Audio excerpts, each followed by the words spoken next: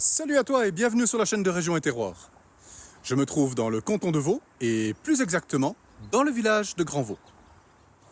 Aujourd'hui, je te propose d'aller à la rencontre de Catherine Schmitt de l'atelier Papier Découpé afin de découvrir sa passion et son métier autour de la découpe artisanale du papier réalisé uniquement au ciseau. Alors, si tout comme moi, tu as envie de découvrir son bel univers artistique et la finesse de ses réalisations, eh bien écoute, le plus simple, c'est qu'on aille à sa rencontre. C'est parti, suis-moi.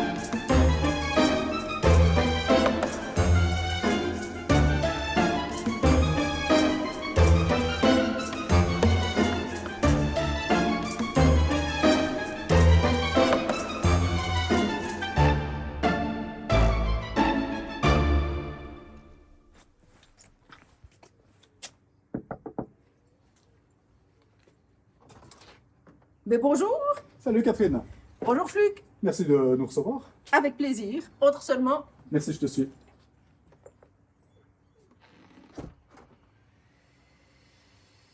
Alors ici c'est mon exposition où j'ai mes découpages, tous les articles que je propose à la vente. Et je te propose de venir voir mon atelier qui se trouve juste derrière.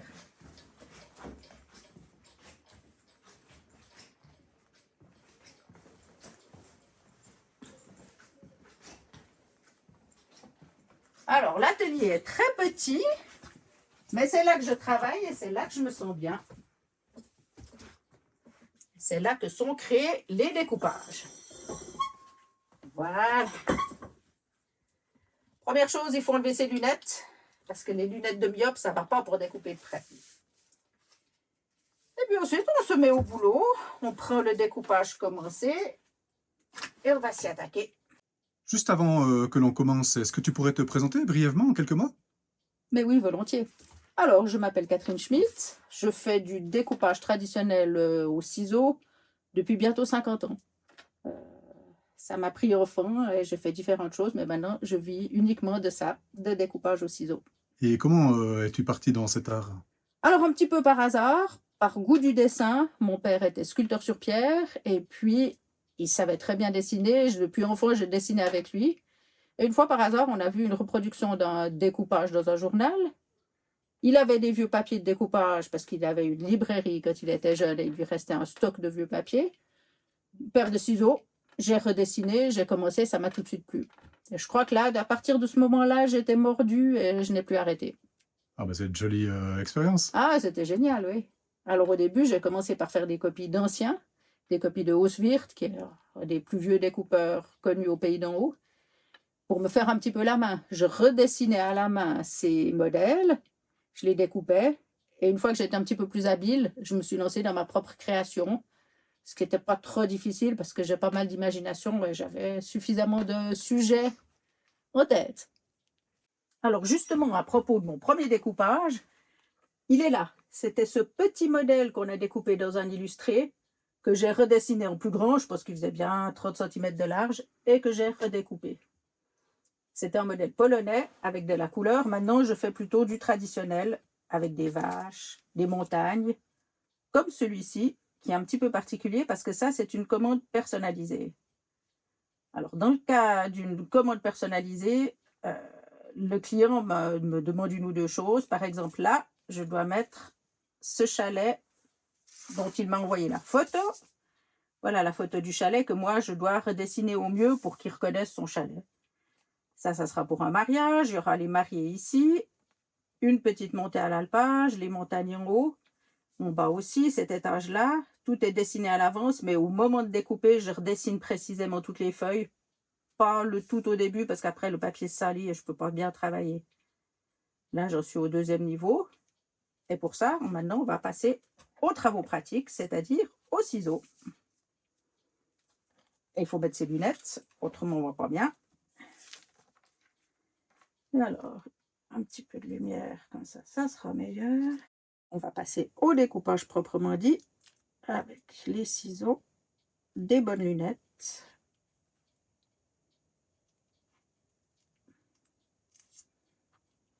Et puis, ce qui étonne toujours les gens, c'est que ce n'est pas tellement les ciseaux qui tournent, mais c'est le papier. En fait, le ciseau, il coupe droit. Par contre, je tourne toujours le papier. Et c'est ça qui fait une découpe plus ou moins précise. Alors là, c'est un arbre avec des feuilles d'une certaine sorte. L'arbre suivra d'autres feuilles. On essaye de varier au maximum pour faire quelque chose de décoratif. Ce qui est le principe du découpage en général. Et feuille après feuille, on continue en suivant, sans trop se disperser en allant à gauche et à droite. On essaye vraiment de suivre logiquement. Parce que plus j'avance, plus mon papier deviendra fragile. Plus ça va flotter, si on veut, et plus ça va être difficile. Donc là, il faut y aller gentiment, une feuille après l'autre. C'est presque un travail d'orfèvrerie. Ah, en tout cas, c'est un travail de grande précision. Il ne faut pas être pressé, il faut être précis. Disons que le dessin qu'on a fait avant nous aide beaucoup. Parce que si on a fait un bon dessin, c'est plus facile pour nous. Pas 1000 questions à se poser, on suit notre dessin. Donc toute la part du dessin qui précède est très importante. Parfois, on plie un peu comme ça. Il faut faire attention de ne pas le faire trop fort pour ne pas déchirer. Mais comme on n'a pas une main qui fait 40 cm de diamètre, on est obligé sur ces formats de plier un tout petit peu pour y arriver. Et quand tu parles de format, ça va de quoi à quoi? Alors ça, pour moi, c'est un format moyen. Les plus grands que j'ai fait, c'était peut-être, je ne sais pas, 1 mètre de large, mais c'est de la folie. Au ciseau, c'est vraiment très, très difficile. Parce qu'en fait, notre main gauche sert de support. Mes ciseaux, ils vont appuyer sur le doigt qui est dessous, ce qui me donne une plus grande précision. C'est pas que je travaille dans le vide absolu comme ça. Mon doigt dessous sert de support. Alors évidemment, quand on a quelque chose d'1 mètre, ça ne marche plus. Et c'est beaucoup, beaucoup plus difficile. Ceux qui travaillent au cutter n'ont pas ce problème. C'est pas facile non plus, mais disons qu'ils n'ont pas ce genre de difficultés sur les grands formats. Et puis les tout petits, je fais des tout petits découpages pour offrir des jolies choses à des clients qui ne sont pas forcément très riches. Et ça, c'est peut-être des petits motifs qui font 3 cm de côté, 3 sur 3. C'est petit, mais on peut faire des jolies choses déjà.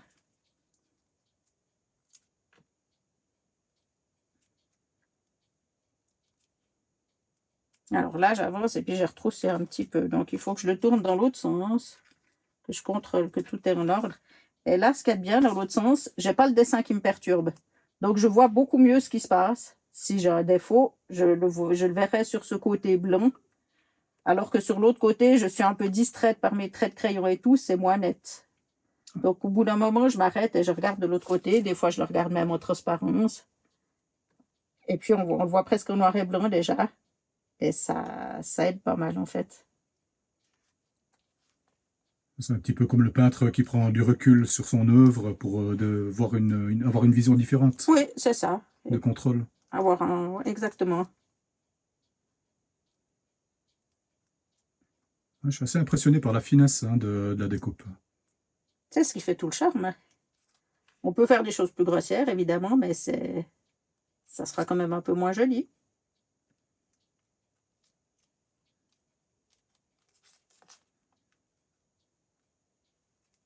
Ce qui est assez fou, c'est que tu n'as pas le droit à l'erreur, quoi.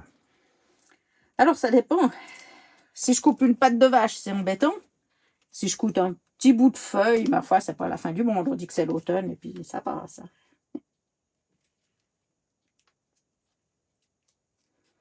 Et parfois, par exemple, si je veux faire l'œil de cette vache, je vais être obligée de faire un petit trou, mais pas juste planter les ciseaux. En fait, je vais planter au milieu de l'œil. Ça, c'est délicat à faire.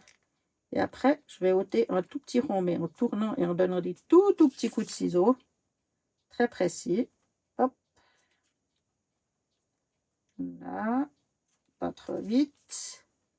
Et après, je vais contrôler de l'autre côté. Et là, j'ai un petit trou qui est pas mal du tout. Incroyable.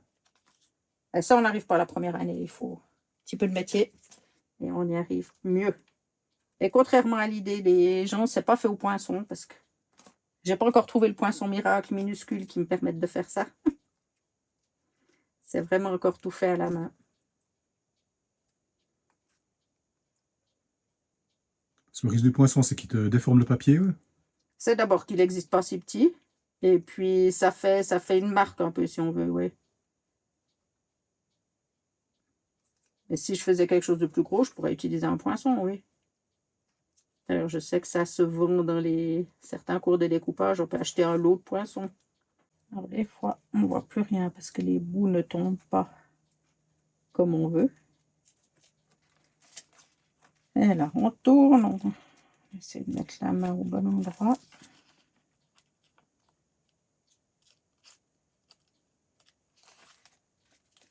Il faut souvent reprendre par un autre côté quand on n'arrive pas dans...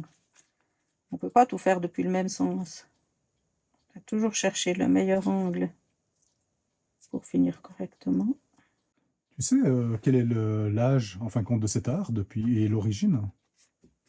Alors en Suisse, la tradition suisse connue date de Hauswirth, un petit peu avant Hauswirth, c'est-à-dire début du 19e siècle. Il y avait quelques femmes qui faisaient dans le pays d'en haut, qui faisaient quelques découpes, qu'on peut voir au musée d'ailleurs. Mais disons, le premier découpeur vraiment connu, c'était Johann Jakob Hauswirth, qui vivait dans une cabane dans les gorges du Pissot et qui faisait du découpage de papier. Quand il dormait chez des gens et puis qu'il ne travaillait pas, pour les remercier, il faisait un petit découpage que les gens utilisaient comme marque, qu'ils mettaient dans la Bible, qui glissait dans la Bible. C'est pour ça qu'on le surnommait le grand des marques. Et il faisait des trucs absolument formidables.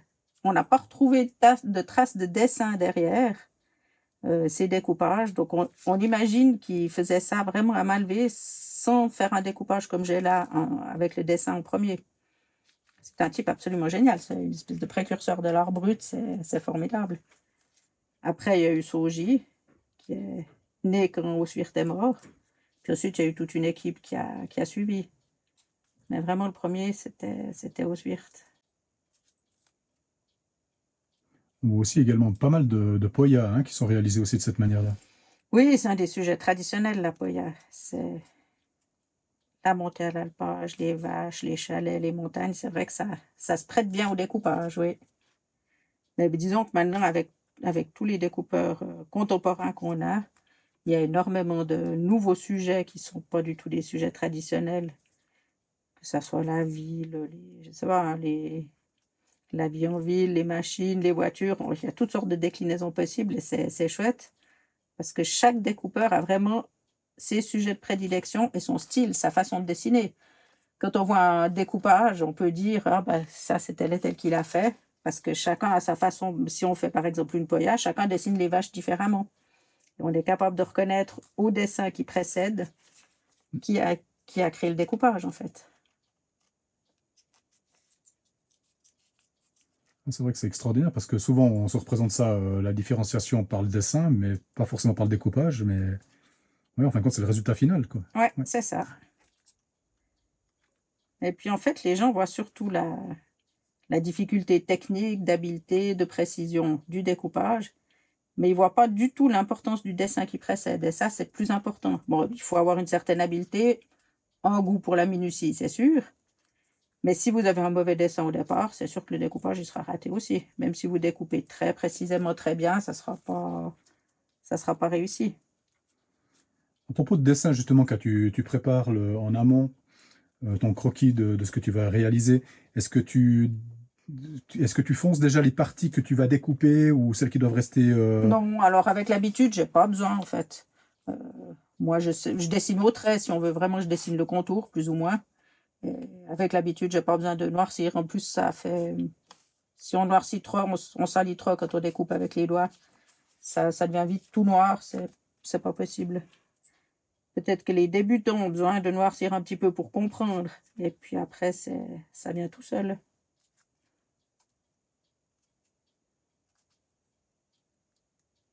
C'est beaucoup une question d'expérience. C'est pour ça qu'au début, souvent, les gens copient les modèles qui ont déjà de vrais découpages, qui leur donnent une bonne idée de comment procéder. Et puis rapidement, ensuite, on peut se mettre à sa propre invention, son propre dessin, à condition qu'on veuille bien se lancer. Je présume qu'après, avec le temps et les années, on acquiert des automatismes. Bien sûr. C'est presque plus difficile de se renouveler que de faire toujours la même chose, en fait. Toujours le même arbre. Mais comme c'est dessiné à la main, c'est toujours différent. Des fois, les clients me disent « Ah, mais il ressemble à celui que j'ai. » Je dis « Bien sûr qu'il peut ressembler à celui que vous avez. Mais si vous vous amusez à les superposer du fait qu'il est dessiné à la main, découpé à la main, on ne peut jamais faire 2 fois le même. C'est impossible. On peut faire quelque chose qui va ressembler, c'est sûr, mais pas pareil. Ça veut dire que c'est toujours des pièces uniques. Tous ces découpages qui sont faits à la main sont des pièces uniques. Je suis assez impressionné par la finesse des branches et du feuillage, quoi. Et pourtant, c'est pas ce qu'il y a de plus dur à faire. Par exemple, les sapins, là, les gens trouvent que c'est très compliqué à faire. C'est plus difficile de faire les petits ronds, là, par exemple. L'œil de l'oiseau, l'œil du chien. C'est plus difficile. Ou bien les petits traits du bois, là, des planches. Ces feuilles, il faut suivre. Il faut aller lentement, précisément, sur une petite logique. Et ça passe bien.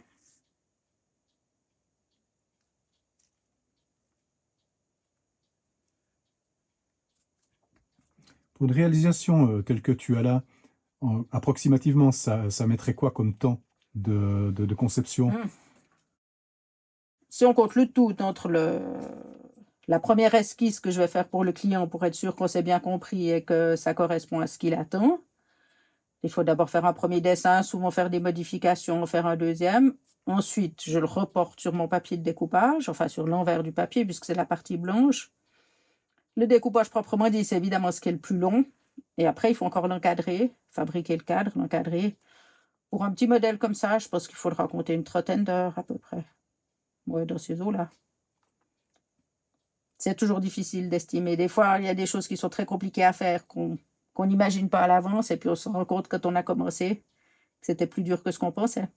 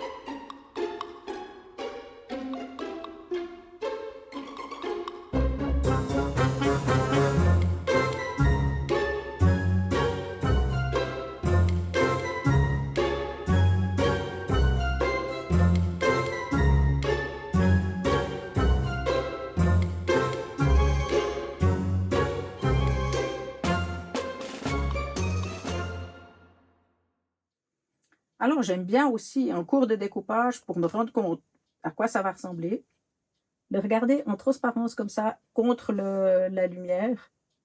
Donc là, je le vois presque en noir et blanc déjà, et je me rends plus compte des problèmes, ou de la qualité de ce que je suis en train de faire, s'il faut faire une modification dans le dessin de la suite, par exemple.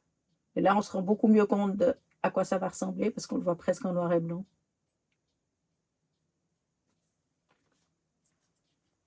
Ouais, ça change pas mal.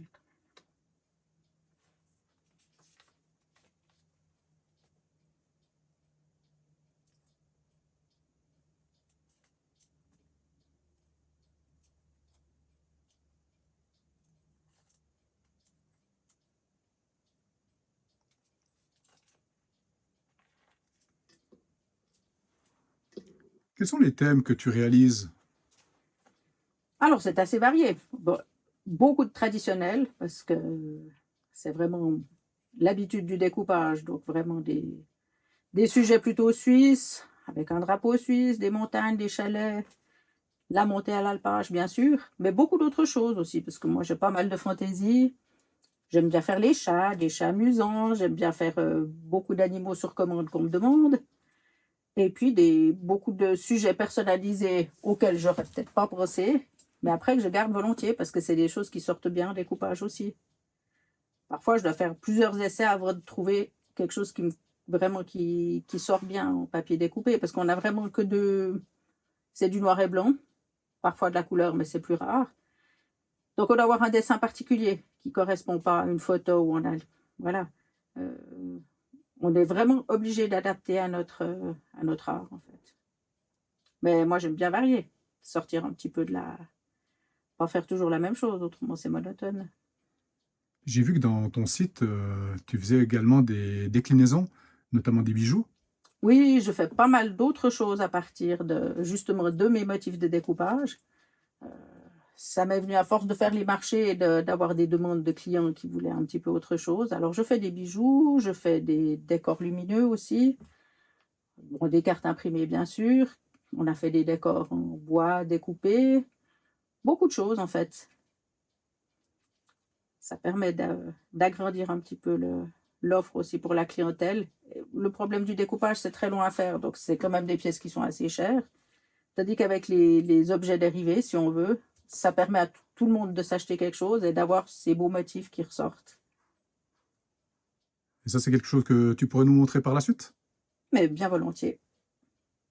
Alors, quand j'ai fini de travailler, je vais toujours le mettre à l'abri sous plastique parce que c'est délicat, les chats sautent dessus, donc on n'aimerait pas recasser tout de suite. On le met bien à plat. Et tranquille, il va reprendre un petit peu de sa rigidité. Pour moi, après, c'est plus facile de découper quand il a passé un petit moment sous le plastique. Je voulais encore te poser une question par rapport à ta découpe. J'ai vu que tu utilisais justement un papier blanc, puis en dessous un papier noir. Y a-t-il une Oui, raison? bien sûr. En fait, mon papier, il est comme ça. Il est noir d'un côté. C'est ce qu'on verra une fois que le découpage est fini.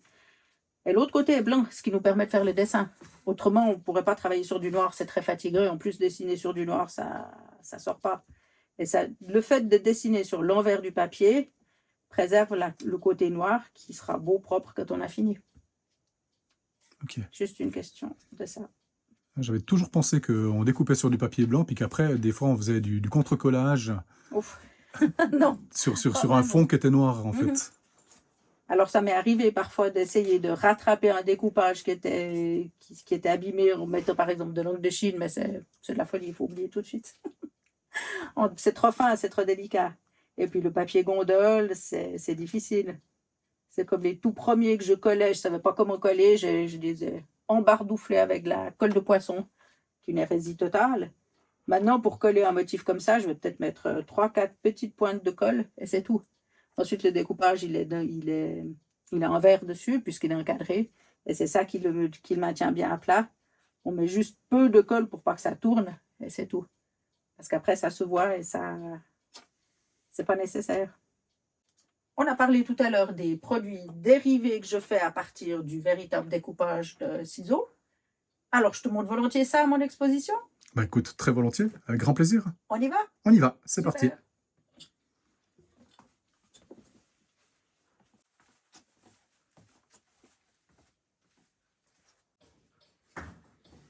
Voilà.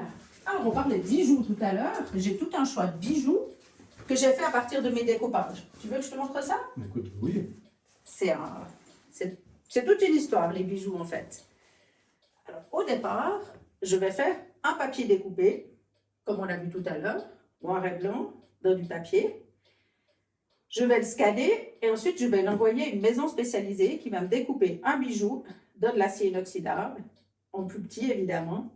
Et ça me permet de faire tout un choix de boucles d'oreilles, de colliers, de bagues qui sont faits à partir de mes motifs. Et ça fait vraiment une jolie gamme de bijoux suisses.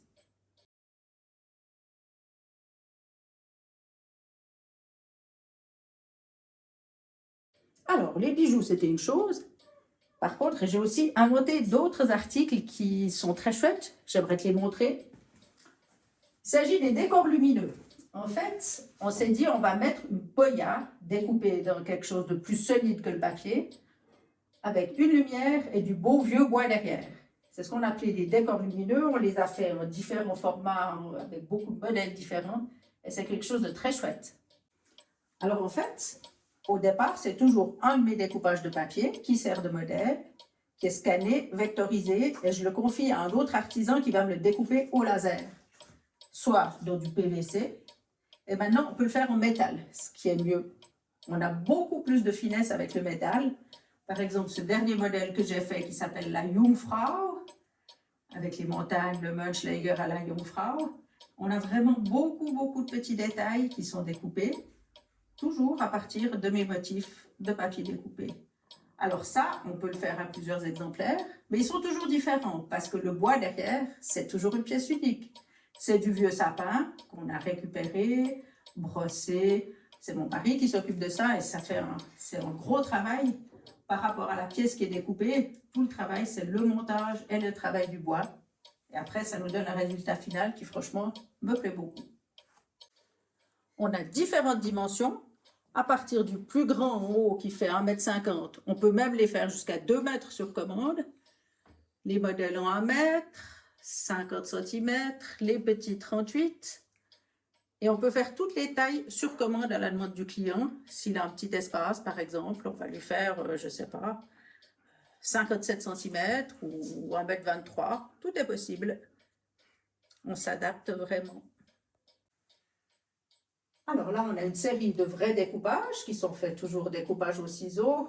Un modèle de Noël, par exemple, avec du doré, des mélodies de Noël. Et à côté des découpages, aussi d'autres articles comme les verres, par exemple. Alors les verres, ça c'est quelque chose qu'on a développé il y a bientôt 20 ans, qui est très apprécié parce que c'est un objet utilitaire, avec quand même ce joli motif suisse qui est décoratif. Plus, c'est une très bonne qualité parce que c'est fait par une maison spécialisée. Vous pouvez les laver dans la machine, ça résiste. Donc, franchement, ils sont très chouettes. Et ça, c'est du gravage sur le verre? Non, alors, c'est imprimé en sérigraphie et ensuite, c'est recuit au four très chaud. C'est pour ça qu'en fait, le motif est pratiquement incorporé dans le verre, si on veut. Et c'est pour ça que ça tient. C'est pas juste un petit autocollant qui est posé. C'est vraiment une bonne qualité.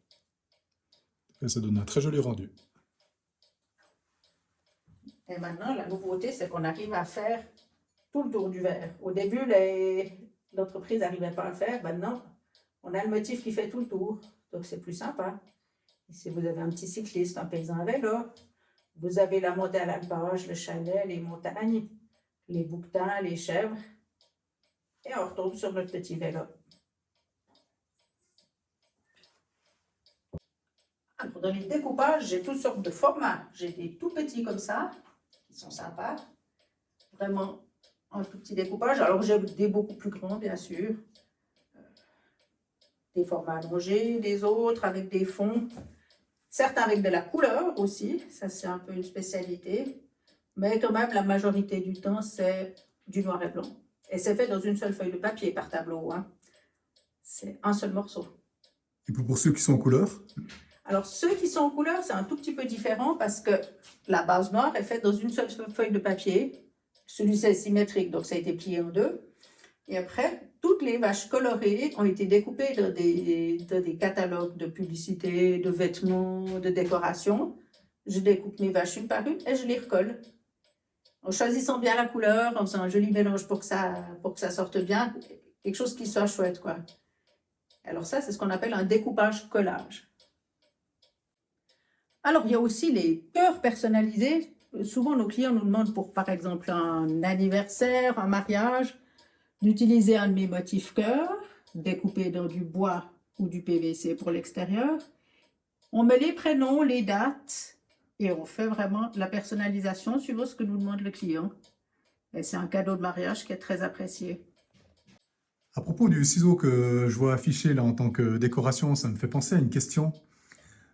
Est-ce que, comme dans d'autres métiers artisanaux, est-ce que tu as des outils différents? C'est-à-dire, est-ce que tu as plusieurs types de ciseaux ou pas? Alors, pas du tout. En fait, j'ai une seule paire de ciseaux que j'utilise jusqu'à ce qu'ils soient vraiment fichus, que je les laisse tomber, qu'ils soient inutilisables. Et après, je recommande la même paire de ciseaux, même dimension. Il faut quelques semaines pour qu'ils se fassent à ta main, mais après, c'est vraiment toujours les mêmes ciseaux. Et j'ai pas des grands, des petits, des moyens, c'est toujours les mêmes. Et si quelqu'un devait commencer dans cet art, quel ciseau il devrait avoir comme matériel en fait? Alors, pour les bons ciseaux de découpage qu'on a chez nous, c'est les ciseaux de la marque Klötzli qui ont été fabriqués spécialement pour les découpeurs avec un bout qui est plus fin, aiguisé plus finement au bout. Vous les trouvez à la fabrique Klötzli à Burgdorf. Et ils sont super. Et ça, c'est suisse. Ah, c'est suisse, oui. Burgdorf, près de Berne, c'est suisse.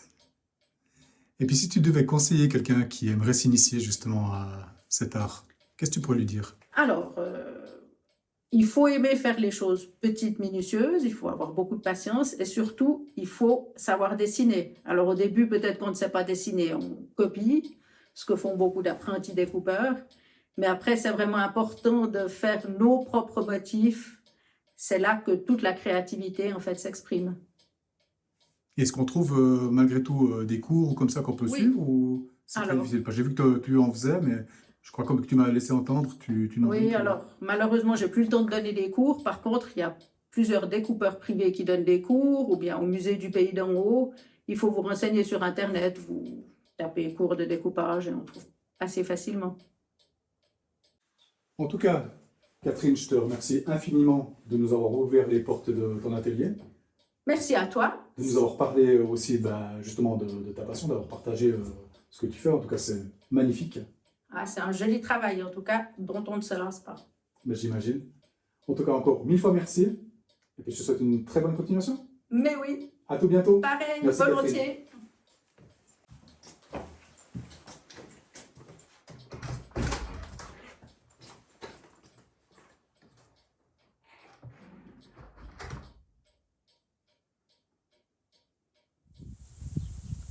Voilà, nous arrivons à la fin de ce reportage.